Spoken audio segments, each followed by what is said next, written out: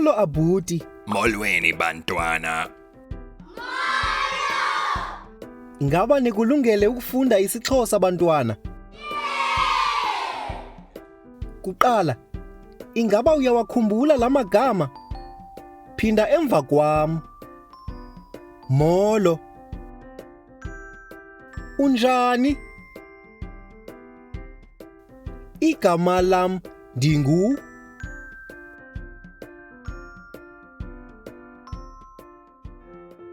Ngoku masifunde amanye amagama amatsha. Phinda emva kwam. Ungubani igama lakho?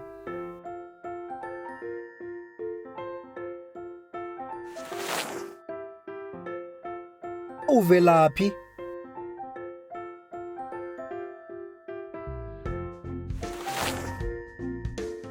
Hamba kakuhle.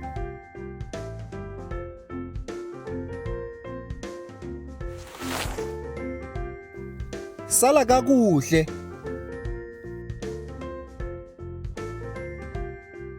Kulungile. Lixesha lokubukela nokufunda. Molo.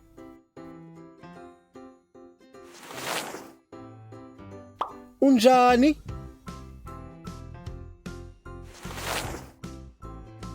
Ungubani igama lakho? Kulungile. Ngoku lelakho ixesha. Ungayifumana inguqulelo echanekileyo? Ingaba ngu-A, B okanye u-C?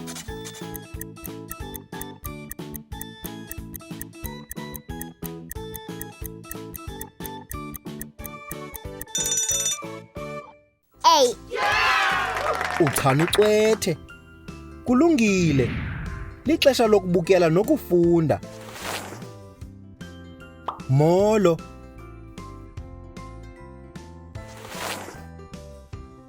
Unjani?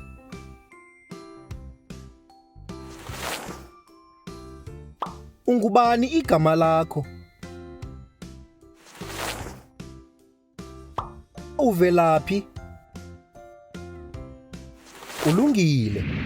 Ngoku lelakho ixesha. Ungayifumana inguqulelo echanekileyo? Ingaba ngu-A, B okanye u-C?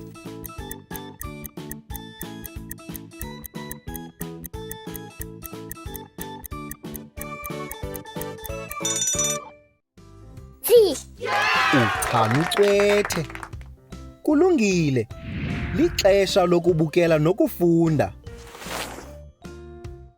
Molo.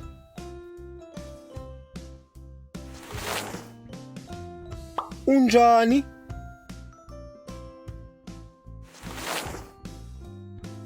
Ungubani igama lakho?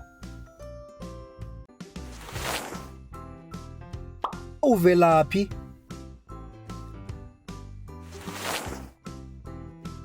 Hamba kakuhle. Sala kakuhle. Kulungile. Ngoku lelakho ixesha. Ungayifumana inguqulelo echanekileyo? Ingaba ngu-A, B okanye u-C?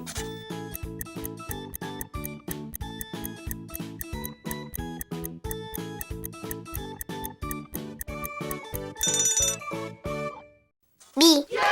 Uchanucwethe. Lixesha lokufunda nokubhala. Ingaba ninazo incwadi zenu bantwana? Hamba kakuhle Abuti. Isale kakuhle. Siza kubonana kwixesha elizayo. You can also visit our website to see what other language learning materials we have to offer. Also, visit our YouTube channel to see what we are up to.